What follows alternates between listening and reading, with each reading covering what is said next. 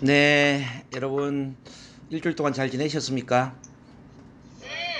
네, 정말 이제 날씨가 더워졌어요. 뭐 오는데 땀이 뻘뻘 납니다. 자, 여름은 더워야 제맛이지 않습니까? 우리 이제 그 심리 법칙 중에 이제 리듬의 법칙이라는 게 있어요. 리듬.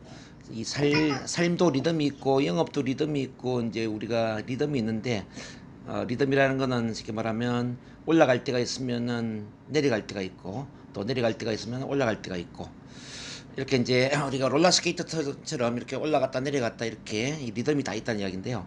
우리 주식 시장에도 뭐 리듬이 있지 않습니까? 그러니까 주식이 올라갈 때 사면은 돈을 많이 벌죠. 근데 내려갈 때 사면 돈을 많이 잃어버리겠죠. 그런 것처럼 이제 그 리듬에 맞게 주식 투자를 하면 돈을 버는 것처럼 여러분들의 삶도 그렇습니다. 올라갈 때 내려갈 때 멈춰 있을 때 뭐 이런 리듬을 잘 아는 게 중요합니다. 지금 이제 계절도 하나의 리듬이거든요. 자, 여름은 뜨거워야 된다 제가 말씀드렸는데, 자, 여름은 여름에 맞게 일을 하시면 됩니다. 자, 여름은 성숙기이기 때문에 성숙하게끔 이렇게 이제 일을 하시면 좋죠. 그래서 여러분들 이제 고객들도 더 자주 만나고 우정도 쌓고 믿음 신뢰도 구축하고 또 이제 교육도 더 심화시키고 이렇게 이제 여름은 갖고 가는 계절입니다. 그래서 이 여름이 지나면 또 반드시 가을이 오지 않습니까? 가을은 수확의 계절이기 때문에 충분히 가꾸다 보면은 수확할 게 많아지죠. 그래서 우리가 이제 이 계절의 흐름을 알면은 조급할 이유가 없지 않겠습니까?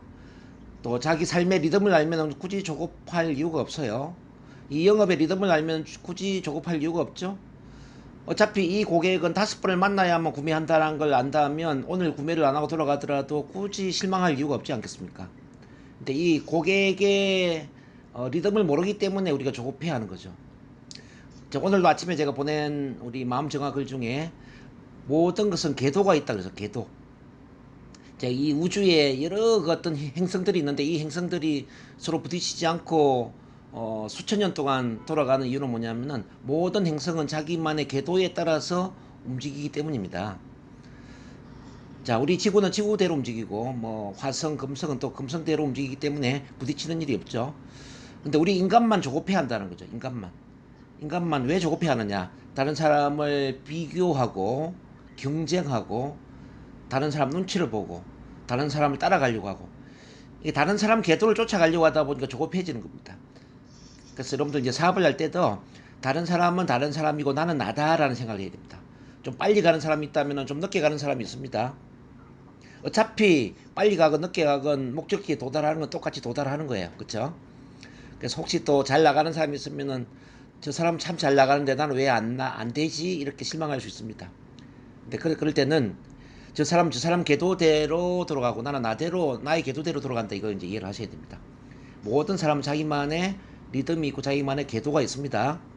어쨌든 포기하지 않고 끝까지 가면은 누구나 정상에 도달한다라는 말씀을 드리면서 오늘도 한번 시작을 해보겠습니다. 준비되셨나요? 준비되시면 손 한번 흔들어 주시기 바랍니다. 자, 지난주에 이어서 이제 두루마리 강의를 제가 하고 있는데 오늘 세 번째 두루마리가 되겠어요.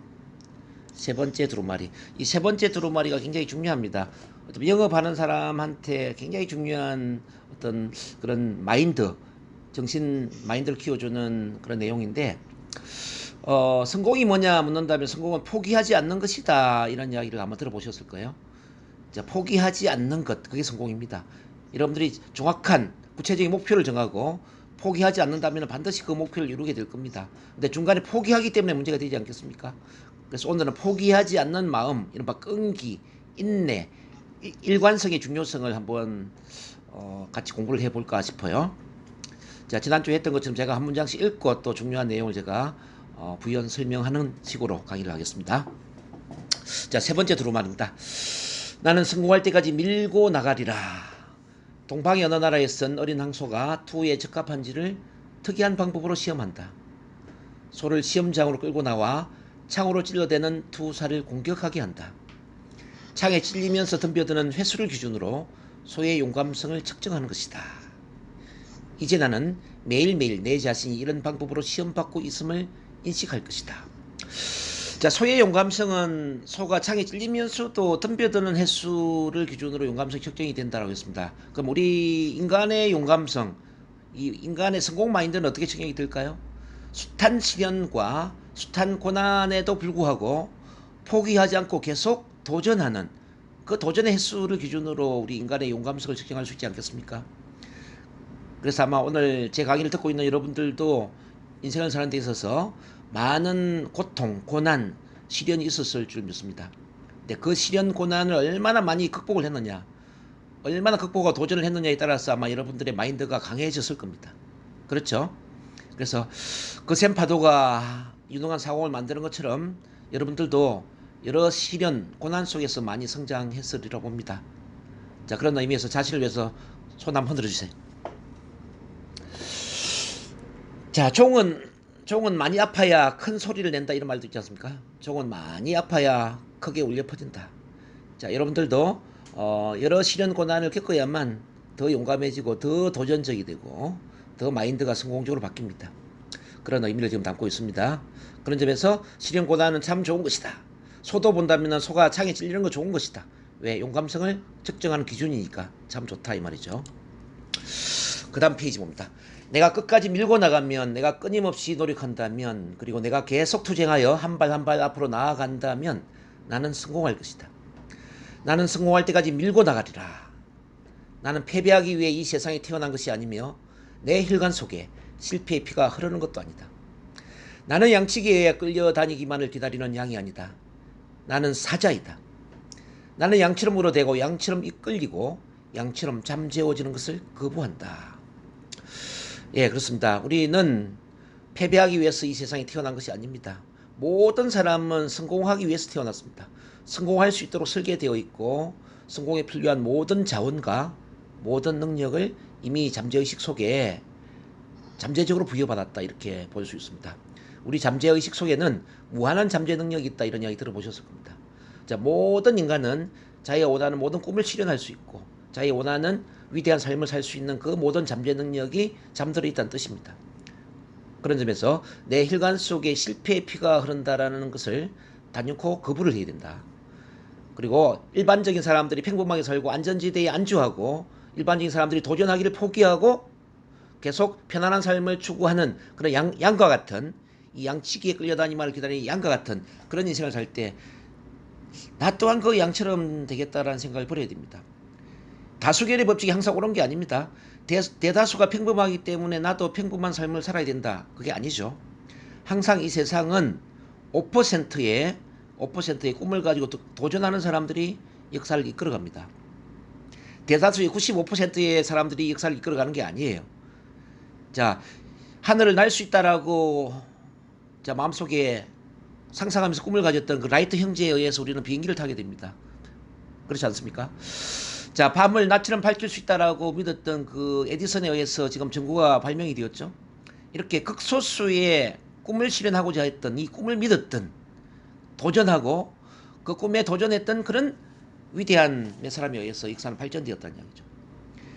대다수의 평범한 그런 사람들에 의해서 역사가 만들어지는 게 아닙니다. 그런 점에서 여러분들 주변에는 항상 평범하게 편안하게 쉬기 위한 삶을 살고자 하는 사람들이 많이 있겠지만 그런 사람들을 따라가서는 안 된다는 이야기죠. 그런 사람들은 양치기에 의해 끌려가는 양과 같은 인생이다. 양처럼 울부짖고 양처럼 이끌리는 삶을 사는 것이다. 나는 그런 걸 단연코 거부해야 됩니다. 나는 사자이다. 자, 사자라는 사실을 인식해야 됩니다. 사자인데 그러면 왜 사자의 본능을 일깨우지 못했는가? 바로 우리 안에 갇혀있는 삶을 살았기 때문입니다. 사자도 동물원 우리 안에 자 태어나서 지금까지 계속 갇혀있다면 사자의 본능을 억누르고 있는 거죠. 독수리 또한 닭장 속에서 먹이를 주면서 자라다 보면 날 수 있는 독수리의 본능을 포기하는 겁니다. 인간 또한 마찬가지죠. 계속 안주하면서 자 안전지대에 억눌려 이렇게 있다 보면은 자신의 성공 본능을 억누르게 되죠. 자, 여러분들 그래서 나는 사자라는 사실을 생각해야 된다. 나는 독수리라는 사실을 생각해야 되고 나는 성공할 수 있도록 태어났다는 사실을 인식해야 됩니다. 자, 그 다음 나는 눈물을 짜며 불평하는 자들의 소리를 듣지 않으리라. 이런 일은 마치 전염병과 같다. 그런 나약한 병은 양떼에게나 머물도록 내버려 두자. 실패의 도살장으로 끌려가는 것은 나의 운명이 아니다. 나는 성공할 때까지 밀고 나가리라. 삶의 보상은 인생 행로의 시작에 있는 것이 아니라 끝에 있다. 내 목표에 도달하기 위해 얼마나 많이 걸어야 하는지 알 수 없다. 자, 우리 주변에는 너무나 불평하는 사람들이 많습니다. 아마 여러분들이 만나는 사람들 거의 90%는 비난, 비판 쪽의 이야기를 하고 불평, 불만의 이야기를 할 겁니다. 이런 불평, 불만의 말은 마치 전염병과 같은 거죠. 그래서 그 불평, 불만을 하는 사람들 속에 인생을 살다 보면은 그게 당연한 것처럼 느껴집니다. 야, 당연히 비난을 하고 비판을 하고 당연히 불평, 불만을 하고 당연히 쉬기 위한 편안한 삶을 살아야 된다고 생각합니다. 그래서 자신의 삶을 자신도 모르게 실패의 도살장으로 끌어가고 있는 것이죠. 마치 여러분들 옛날에 그 쇼생크의 탈출 영화를 보면은 처음에 감옥에 들어가면은 감옥이 굉장히 끔찍하고 고통스러운 그런 장소지만은 이 교도소 안에 20년, 30년을 있다 보면은 나중에는 교도소가 편안해집니다. 교도소 안이 편안하고 교도소 밖에 나오는 사회생활이 더 고통스럽다는 이야기죠. 이 평범함도 마찬가지예요. 계속 평범한 속에 자 우리 이제 어머니 같은 경우에는 가정에 살면서 남편 뒷바라지하고 자식들 키우고 가정에서만 살다 보면은 가정에 살림하는 것이 당연시 되는 겁니다. 밖에 나와서 사람을 만난다든지 비즈니스를 하고 영업을 한다는 자체가 오히려 고통스럽게 느껴지는 거죠. 근데 인간은 안주하기 위해서 태어난 게 아니다라는 거예요. 자, 제가 좋아하는 그 명언 중에 이런 말이 있습니다. 항구에 묶여있는 배는 항구에 묶여있으면 안전하다. 그렇지만 배는 항구에 묶여있기 위해서 만들어진 것이 아니다. 배는 바다로 항해를 하기 위해서, 먼 항구로 항해를 하기 위해서 배는 만들어졌다. 자, 이런 이야기가 있습니다. 우리 인생도 평범하게 쉬기 위한 삶을 살면 참 편안하고 안전합니다. 근데 우리가 편안하게 쉬기 위해서 태어난 게 아니란 이야기죠. 우리는 자신만의 삶의 목적을 위해서 어떤 목표를 향해서 꿈을 실현하기 위해서 도전하기 위해서 이 세상에 태어났습니다. 자, 모든 행성들이 자기만의 궤도가 있어서 궤도를 돌아가는 것처럼 우리도 궤도가 있다는 이야기죠. 우리도 어떤 삶의 목적을 향해서 삶의 목표를 향해서 돌아야 할 그 궤도가 있다는 거죠. 편안한 그 자리에 머물러 있는 게 인생의 목표가 아니란 이야기죠. 그래서 우리는 편안하게 안전지에 묶여있는 그 실패의 도살장, 실패의 도살장으로 끌려가기 위해서 내가 태어난 게 아니다. 이 사실을 항상 인식을 해야 되고 항상 내 꿈과 목표가 무엇인지 내 삶의 목적이 무엇인지 내 비전과 사명이 무엇인지를 인식하고 자, 도전하는 삶을 살아야 된다. 여러분도 그 도전팀처럼 항상 도전이란 단어를 잊어버리시면 안 됩니다. 아셨죠? 네. 수천 걸음을 내디딘 후에도 실패와 마주칠 수 있다. 그러나 성공은 바로 그 다음 길 모퉁이에 숨어 있다. 내가 그 모퉁이를 돌지 않는 한 성공이 얼마나 가까이 왔는지 절대로 알 수 없으리라. 나는 항상 한 발짝씩 더 걸으리라. 그것이 헛걸음이었다면 한 발짝 더 걷고 그것도 아니라면 한 발짝 또 걸으리라. 사실 한 번에 한 발짝씩 더 걷는 것은 그리 어려운 일이 아니다. 그렇습니다. 여러분들이 수천 걸음을 내디딘 후에도 실패에 맞을 수 있다. 이른바 자, 수십 번 어떤 사람을 만나도 그 고객은 매출을 올리지 않을 수도 있습니다. 사실 이건 확률 게임이거든요. 확률 게임이 어떤 사람은 구매를 할 것이고 어떤 사람은 관심만 가지고 또 뒤로 미룰 것이고 어떤 사람은 구매를 할 것입니다. 쉽게 말해서 100명에게 여러분 인체 정화를 알리면 100명 중에 한 80명은 관심만 가질 것이고 자, 20명 정도가 관심을 가지고 어쩌면은 구매를 할 수 있을 것입니다. 자, 근데 여러분들이 사람을 만나지 않으면 어떤 사람이 구매를 할지 알 수가 없죠. 마치 우리 그 화토장 있지 않습니까? 화토장에 광이 5장이 들어있어요. 48장 중에 5장이 광인데 이 광을 찾기 위해서는 무조건 화토장을 들춰야 되겠죠. 화토장을 계속 들추지 않는다면 광이 어디에 있는지 절대 알 수가 없어요. 자, 그런 것처럼 여러분들 주변에 여러 사람들이 있습니다. 어떤 사람은 구매를 할 것이고 어떤 사람은 구매를 하지 않겠지만 구매할 사람을 찾기 위해서는 계속 화토장을 들추는 것처럼 계속 사람을 만나야 됩니다. 계속 만나다 보면 어떤 사람은 관심을 갖게 될 것이고 어떤 사람은 구매를 하게 될 것이다. 그래서 자, 이 영업의 5가지 비결을 이야기한다면은 첫 번째 영업의 비결이 뭔지 아세요? 즉 많은 사람을 만난다. 이게 첫 번째입니다. 많은 사람을 만난다.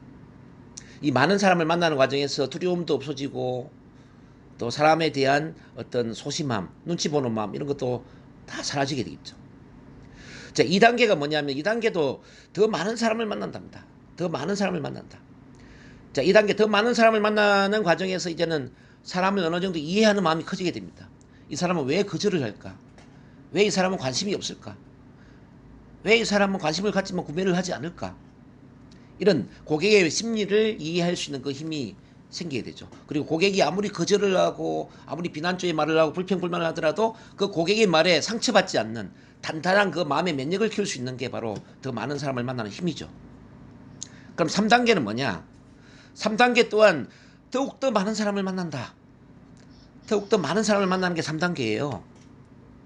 자, 더욱더 많은 사람을 만나다 보면 이제는 고객을 움직일 수 있는 그 설득의 힘을 갖게 돼요. 자, 고객의 어떤 니즈를 파악하고 고객의 어떤 성격적인 스타일, 고객의 어떤 생활 환경, 또 고객의 어떤 미래의 꿈, 이런 고객에 대한 모든 것들을 일단은 파악을 하면서 그 고객에 맞추어서 맞춤식 영업을 할 수 있는 힘이 커진다는 이야기죠. 어떤 사람은 강하게 이야기할 수도 있고, 어떤 사람은 부드럽게 이야기할 수도 있고, 어떤 사람은 오늘 바로 클로징을 할 수도 있고, 어떤 사람은 오늘 단지 상담만 하고 돌려보낼 수도 있습니다. 어쨌든 고객에 맞게 맞춤식으로 상담할 수 있는 그 힘이 3단계 더욱더 많은 사람을 만나는 과정에서 커진다는 이야기죠. 그리고 4단계는 뭐냐? 4단계는 평균 비율을 발견한다. 자, 여러분들 평균 비율을 발견해야 됩니다. 이게 아주 중요합니다. 사람을 많이 만나지 않으면 평균 비율을 알 수가 없어요. 내가 몇 명을 만나야만 계약자가 노는지를 알 수가 없다 이 말이죠. 근데 사람을 한 100명 이상 계속 만나다 보면 이제 평균 비율을 발견할 수 있습니다. 한 100명을 만나니까 20명이 관심을 보이고 20명 중에 8명이 인체 정화를 하더라. 이렇게 100대 20대 8의 법칙, 이와 같은 평균 비율을 발견할 수 있다는 뜻입니다. 근데 고객을 만나지 않는 사람은 비율이 어떻게 되는지를 알 수가 없어요. 비율을 모른다는 이야기는 항상 막연하게 두려움 속에서 영업을 한다는 거죠. 도대체 언제 계약이 떨어지는 거야? 얼마나 많은 사람을 만나야만 인체 정화를 하는 사람을 만나지? 이와 같이 어떤 막연한 두려움 속에 영업을 할 수가 있다는 거죠. 근데 예를 들어서 여러분들이 이제 비율을 알잖아요. 아, 100명을 만나니까 20명이 관심을 갖고 8명이 인체 정화를 하는구나. 그럼 내가 100명을 만나면 되겠네. 이와 같은 어떤 확신, 믿음이 생기지 않겠습니까? 그래서 여러분들이 4단계 자기만의 평균 비율을 발견해야 돼요. 그 다음 5단계가 뭐냐면은 5단계는 자, 평균 비율을 높여간다. 자, 평균 비율을 높여야 돼요. 처음에는 100대 20대 8이었다면은 여러분들이 뭐 100대 50대 뭐 30이라든 이와 같이 비율을 높여야 된다는 거죠. 자, 무슨 이야기냐면 어떤 사람은 100명을 만나서 8명이 인체 정화를 한다면은 어떤 사람은 100명을 만나면은 50명 이상이 인체 정화를 할 수도 있다는 뜻입니다. 즉 2명 중에 1명 이상이 인체 정화를 할 수도 있다는 뜻이죠. 그럼 이렇게 평균 비율을 높이는 그 힘은 어디에 있느냐? 자, 여러분들 자세가 달라지고 말하는 어떤 화법이 달라지고 매너가 달라지고 이미지 메이킹이 달라지고 또 직업적인 사명감이 달라지고 이렇게 일을 하는 그 태도를 포함한 모든 그 자세가 달라질 때 그때 평균 비율이 올라간다는 이야기죠. 그래서 무엇을 하느냐가 중요한 게 아니라 무엇을 어떤 사람이 어떤 방식으로 하느냐. 자, 무엇을 어떤 사람이 어떤 방식으로 하느냐에 따라서 매출이 달라지고 실적이 달라진다는 거죠. 이렇게 5단계 다시 한번 점검해 봅니다. 자, 많은 사람을 만난다. 1단계. 2단계 더 많은 사람을 만난다. 3단계 더욱 더 많은 사람을 만난다. 4단계 평균 비율을 발견한다. 5단계 평균 비율을 높여간다라고 제가 말씀드렸습니다. 이렇게 여러분들이 지속적으로 도전을 하는 게 참 중요하겠다. 자, 그런 말씀드립니다. 그 다음 페이지. 나는 성공할 때까지 밀고 나가리라. 이제부터 나는 매일매일의 노력이 마치 커다란 참나무를 베기 위해 도끼를 한번 내려치는 것과 같다고 생각할 것이다. 첫 번째 도끼질은 참나무에 조금의 진동도 주지 못할런지 모른다. 두 번째, 세 번째 도끼질도 역시 그러할지 모른다.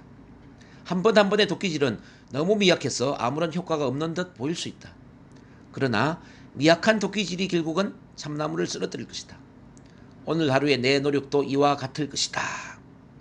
자, 여러분들 고객을 만날 때 오늘 아무리 인체 정화를 이야기하고 아무리 고객 이야기를 들으면서 공감적 경청을 한다 하더라도 그분의 마음에 전혀 진동이 없을 수도 있습니다. 그렇지만 이것이 한 번, 두 번, 세 번, 네 번 반복이 되면서 자, 마음의 동요가 일어날 겁니다. 어느 순간에 관심을 갖게 되고 어느 순간에 여러분들 말에 귀를 기울이게 될 것입니다. 그래서 계약이 성사가 된다는 거죠. 어떤 사람은 한 번 만에 되는 사람이 있을 것이고, 어떤 사람은 세 번 만에 되는 사람이 있을 것이고, 어떤 사람은 5번, 또 어떤 사람은 10번 이상을 만나야만 되는 사람이 있을 수 있습니다. 어떤 사람은 그 이상 또 20번 이상을 만나야 될 수도 있겠죠. 사람마다 횟수의 차이는 있겠지만은 반드시 구매자가 나올 수가 있다는 거죠. 그런 확신을 가져야 됩니다.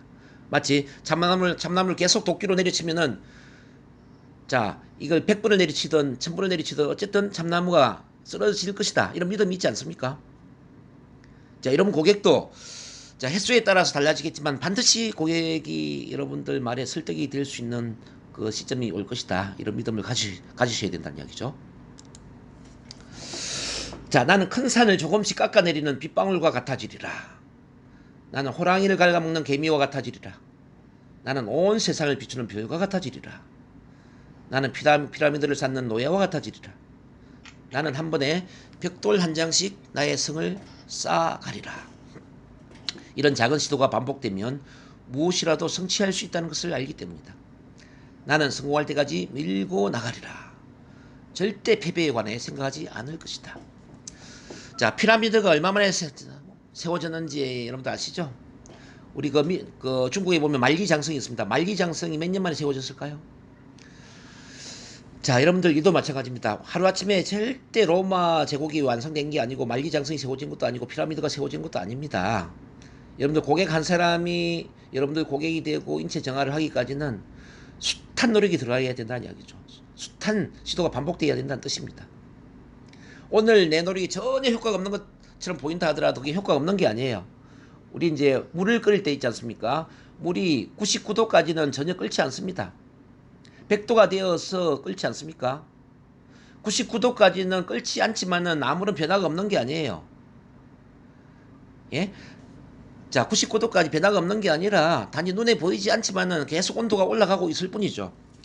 임계점 100도가 되었을 때 비로소 물이 끓기 시작합니다. 여러분 고객들도 마찬가지입니다.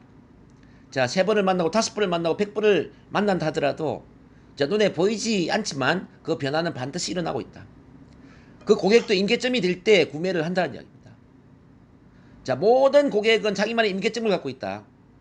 문제는 여러분들이 그 임계점에 도달하기 이전에 고객과의 만남을 포기한다는 이야기죠. 자, 평균적으로 본다면은 대부분의 고객들의 임계점은 5번 이상을 상담을 해야만 구매를 하더라는 이야기죠. 5번 이상.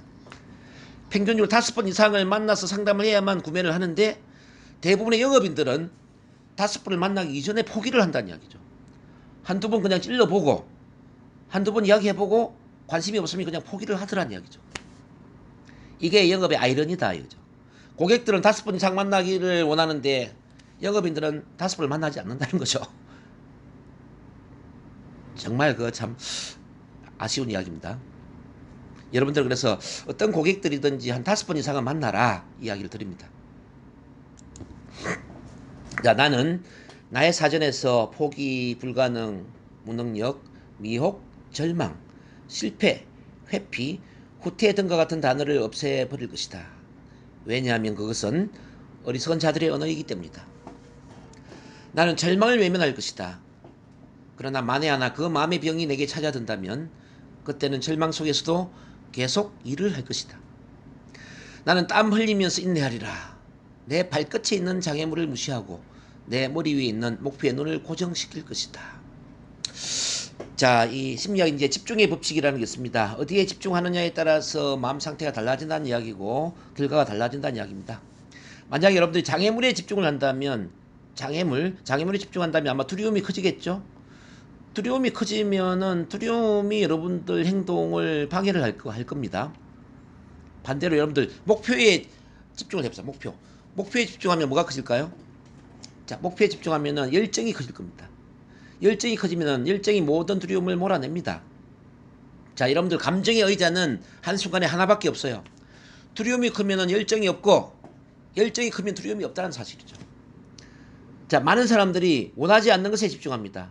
실패하면 안 되는데, 거절당하면 안 되는데, 이 사람은 돈이 없는데, 이 사람은 아직은 관심이 없는데, 이 사람은 남편이 반대를 하는데, 온갖 부정적인 장애물에 집중을 한다는 이야기죠.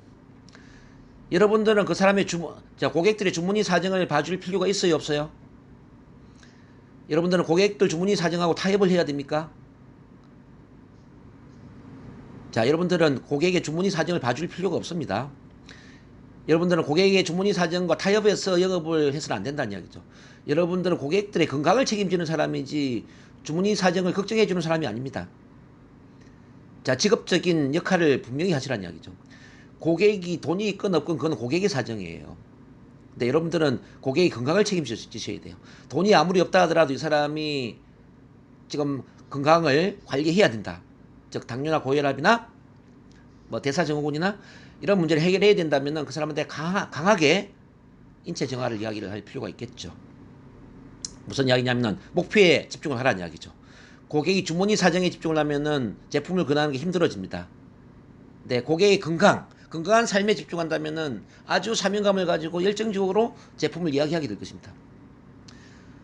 자, 여러분들이 어디에 집중하느냐에 따라서 여러분들 마음이 달라지고 행동이 달라진다는 이야기죠.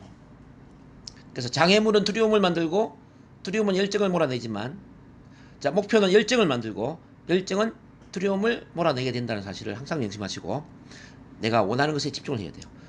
항상 고객을 만날 때는 내가 왜 이 사업을 하고 있는가? 자, 이 고객한테 내가 줄 수 있는 게 무엇인가? 어떤 도움을 주어야 되는가? 어떤 결과를 만들어야 되는가? 자, 여기에 집중을 하시라는 이야기죠. 그러면 아마 열정이 불타오를 겁니다. 그리고 이 열정이 모든 두려움을 이기게 될 것입니다. 자, 그 다음 페이지. 왜냐하면 황량한 사막이 끝나는 곳에 푸른 잔디가 자라고 있음을 알기 때문이다. 나는 성공할 때까지 밀고 나가리라. 나는 예부터 내려오는 중용의 지혜를 명심하고 그것을 잘 활용하리라. 이번에 못 팔았으면 다음에는 판매에 성공할 가능성이 더 높다는 것을 알기에 계속 밀고 나가리라. 거절의 대답을 들으면 응답의 대답을 들을 때가 가까이 왔다고 생각하리라.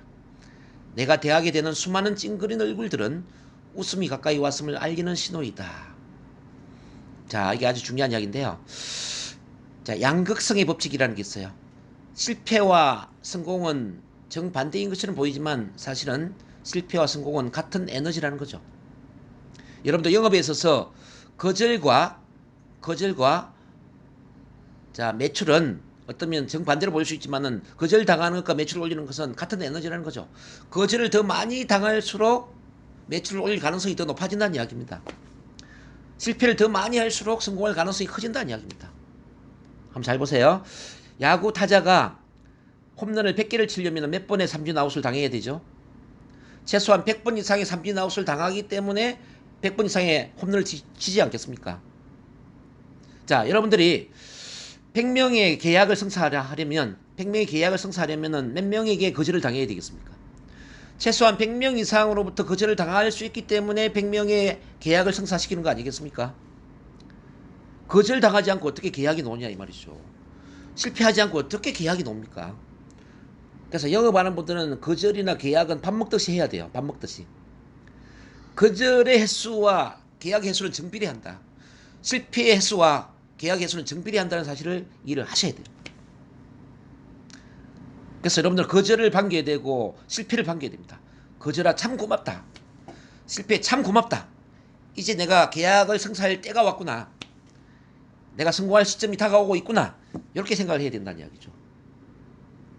제 말 이해되십니까? 많은 분들은 거절당하지 않기 위해서 실패당하지 않기 위해서 두려움을 가지고 고객을 만난다는 이야기죠. 이 고객이 거절하면 안 될 텐데 이 고객이 계약을 성사시켜 줘야 되는데 이런 안절부절한 마음을 갖고 사람을 만나기 때문에 고객이 더 큰 마음의 부담을 안고 도망을 가는 거죠. 도망을.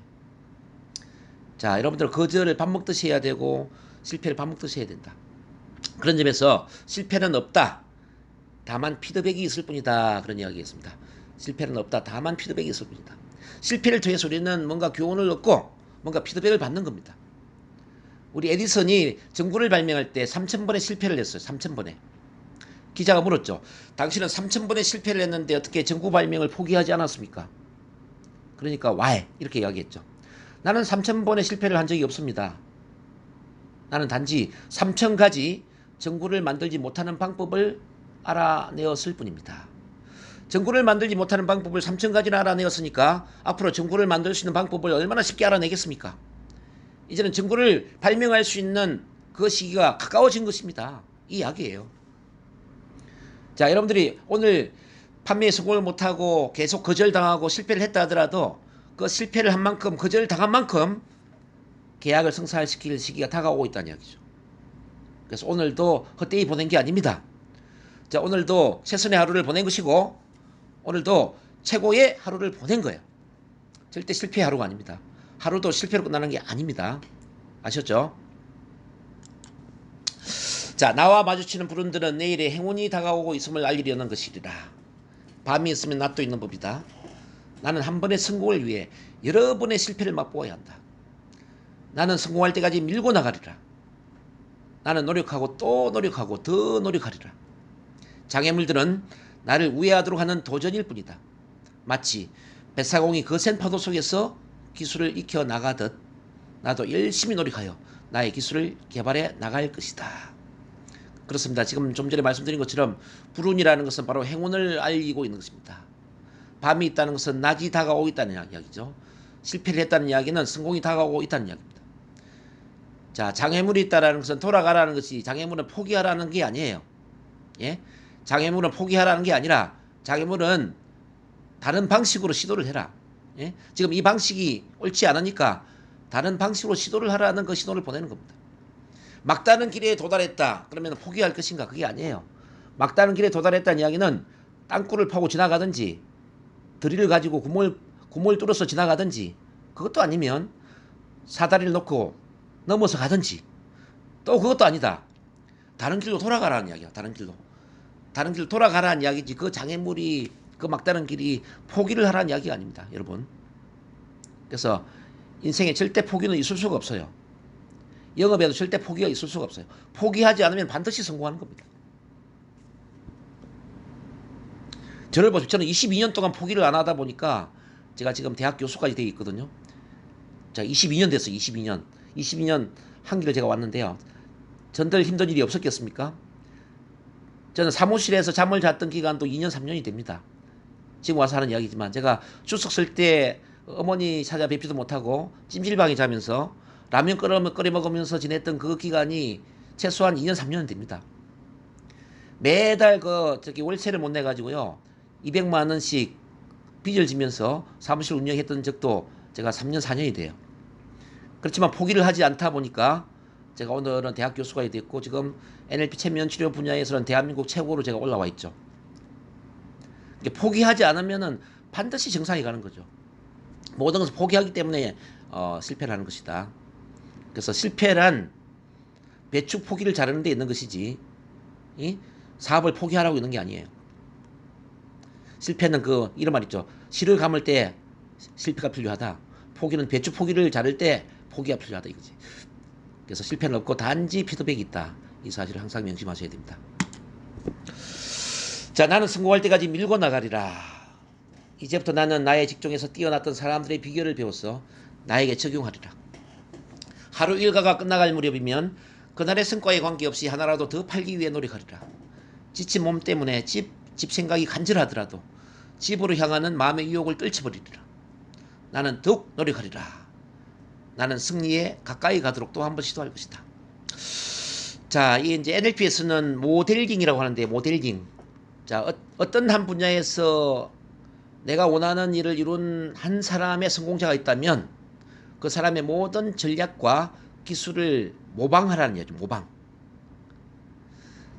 자, 모방하라는 겁니다. 그런 점에서 이제 자기 전문 분야의 역할 모델을 발견해서 그 역할 모델의 어떤 사업 전략, 기술, 능력, 방법 이런 걸 이제 모방을 해야 되는데 우리 NLP 전제 조건에 이런 이야기를 합니다. 누군가가 한다면 나도 할 수 있다. 누군가가 한다면 나도 할 수 있다. 예를 들어서 우리 임수윤 전무님이 그랑프리를 3년 했죠. 3년 연속 그랑프리를 임수윤 전무님이 했다면 나도 3년 연속 그랑프리를 할 수 있다. 우리 부산에 또 최명호 기사님이 그랑프리를 2년을 했습니까? 자, 최명호 기사님이 그랑프리를 2년 이상 했다면 나도 그랑프리를 2년 이상 할 수 있다는 거죠. 자, 여러분들 중에 또 월 2천만 원, 3천만 원 돈 많이 버는 사람 많이 있지 않습니까? 자, 누군가가 월 2천만 원 이상을 매달 벌고 있다면은 나 또한 월 2천만 원 이상을 벌 수 있다. 자, 요게 이제 하나의 모델링인데요. 그래서 항상 여러분 직종에서 가장 뛰어난 사람의 비결을 배우려고 해야 된다는 거죠. 영업은 원래 배우는 겁니다. 자, 자기 생각대로 영업하는 게 아니에요. 자기 생각대로 영업하기 때문에 영업에 발전이 없는 겁니다. 항상 배워야 돼요. 왜 여러분들이 제 강의를 들어야 되냐면은 저는 대학 교수이자 이 성공 마인드, 영업 마인드를 가르치는 그런 전문가지 않습니까? 이런 강의를 들으면서 영업의 기술도 배우고 마인드도 배우고 더 앞서 나갈 수 있는 그 영업의 비결을 여러분들 것으로 만드셔야 된다는 이야기죠.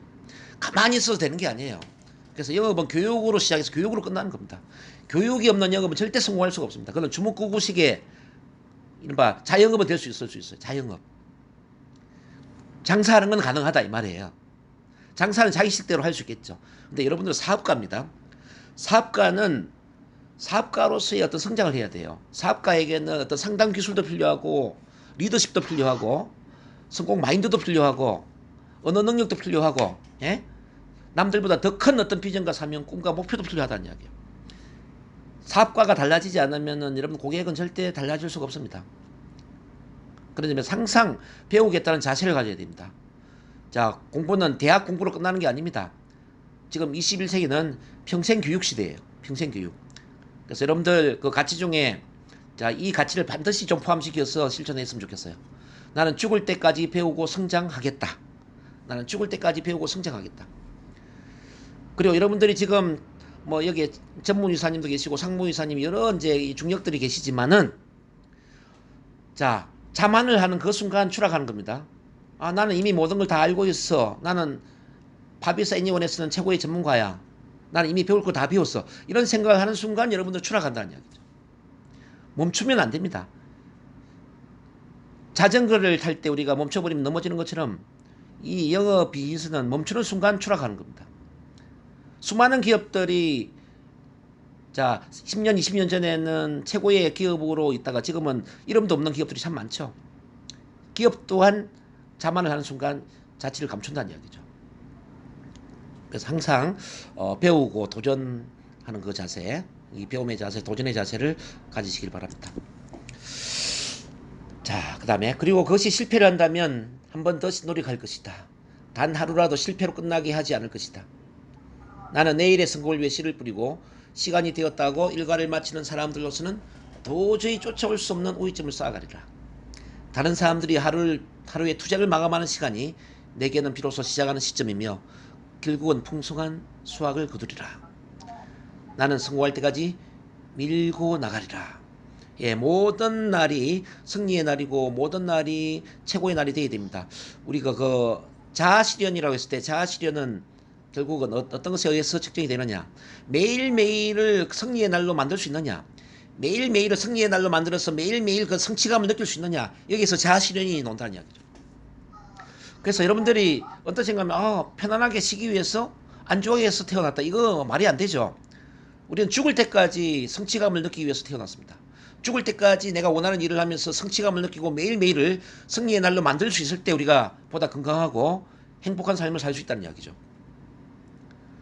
혹시 여러분들 중에 나는 뭐 한 몇 년 동안 열심히 일을 해가지고 지금은 힘들지만 돈 좀 많이 벌어가지고 그냥 일 그만두고 뭐 전원주택이나 사서 그냥 편안하게 쉬기 위한 삶을 살아야 되겠다. 그러면 정말 잘못 생각하는 겁니다. 그런 거 아니에요.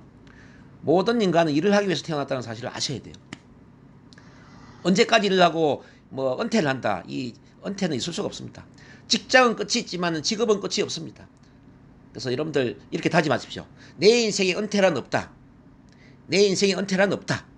나는 죽을 때까지 일을 한다. 죽을 때까지 매일매일을 승리의 날로 만들면서 일을 하겠다. 이런 결단을 내리시면 좋을 것 같습니다. 나는 결코 어제의 성공에 만족하여 오늘의 편안함을 찾지 않으리라. 이것이 실패의 가장 큰 원인이기 때문이다. 좋았든 아니든 지나가버린 어제의 일은 잊으리라. 그리고 나의 인생에서 가장 좋은 날이 될 것이라는 확신으로 새로이 떠오르는 태양을 맞이하리라. 나에게 숨이 붙어있는 한 나는 밀고 나가리라. 이것이 바로 성공의 가장 중요한 원리임을 알기 때문이다. 나는 밀고 나가리라. 그리고 나는 승리하리라. 자, 오늘 어떤 투쟁, 도전, 끈기, 인내, 뭐 일관성 이런 아주 중요한 단어들을 많이 다루었습니다. 뭐 이거는 영업에만 적용되는 게 아니라 우리 꿈을 실현하는 삶을 사는 어떤 위대한 분들에게 정말 큰 도움이 되는 글이 아닌가 싶습니다. 저는 사실 이런 세 번째 두루마리 읽으면 뭐 가슴에 그냥 완전히 열정이 이제 치솟는 것 같아요. 에너지가 치솟고 도저히 침대에 누워 있을 수가 없는 어떤 그런 상태 있지 않습니까? 우리 현대그룹의 정주영 회장님이 이런 이야기를 했어요. 나는 죽는 그 순간까지 새벽 4시 이후까지 침대에 누워 있었던 적이 없었다. 새벽 4시에 침대에서 눈을 뜨면은 오늘 할 일을 생각할 때 너무 가슴이 뛰어서 도저히 침대에 누워 있을 수가 없었다라는 그 이야기를 합니다. 자, 여러분들 하고 있는 이 일에 심취하고 사명감을 느끼고 열정을 느낀다면은 당연히 침대에 누워 있을 수가 없을 겁니다. 예, 침대에 누워 있을 수 없는 그 강한 열정, 가슴 찌는 그 열정을 가지고 매일매일 살아간다면 어떻겠습니까? 예, 매일매일이 승리의 날이 될 것이고 아마 그 매일매일이 또 모여서 한 달이 되고 1년이 되고 그러면 여러분들 아마 성공을 안 하는 게 기적이 될 거예요. 자, 성공을 안 하는 게 기적입니다. 자, 여러분들은 성공 본능을 만들어야 됩니다. 이런 성공 본능을 만들면은 성공을 안 하는 게 기적이 돼요. 자, 성공하는 게 그만큼 쉬워진다는 뜻입니다. 자, 오늘 어쨌든 이렇게 세 번째를 하다 보니까 시간이 또 다 됐네요. 제가 굉장히 이제 열정적으로 또, 오늘 이야기를 한 것 같은데요. 제가 가장 좋아하는 또 두루마리이기도 해요. 저도 힘이 빠질 때도 있지 않겠습니까? 저도 인간이니까. 제가 힘이 빠질 때 세 번째 두루마리를 읽으면 가슴에 막 피가 솟구치는 이런 느낌이지 않습니까? 저도 엄청난 열정을 얻습니다. 그래서 여러분들도 여러분 자신을 동기부여시키는 그런 나름대로의 이벤트, 의식이 필요한데 이 두루마리를 제발 좀 많이 읽어주시면 좋을 것 같습니다. 특히 이 세 번째 두루마리, 막 포기하고 싶을 때 이 세 번째 두루마리를 큰 소리로 한번 읽어보세요. 그럼 오늘 제 강의 내용이 생각이 나면서 정말 피가 거꾸로 치솟아 오르면서 제대로 내가 성공을 한번 해봐야 되겠구나. 제대로 승부수를 한번 던져야 되겠구나. 이런 강한 결단과 행동을 할 수 있는 힘이 만들어질 거라고 저는 믿습니다. 어쨌든 오늘 제 강의가 여러분들에게 좀 열정적인 행동할 수 있는 계기가 되기를 바라면서 자, 오늘도 힘찬 하루 보내시기 바랍니다. 예, 감사합니다. 교수님 고맙습니다. 네, 오늘 교수님께서 앞서갈 수 있는 이런 교육을 이렇게 해주셨는데요. 이 교육을 통해서 마음의 에너지 힘 많이 받으셨죠. 네, 우리의 사업을 어떻게 진행해야 할지 그리고 행동에 대한 강한 결단을 다들 내리셨을 것 같은데요. 네, 어떻게 결단을 내리셨는지 결단 스피치 1분씩만 우리 해보면 좋을 것 같아요.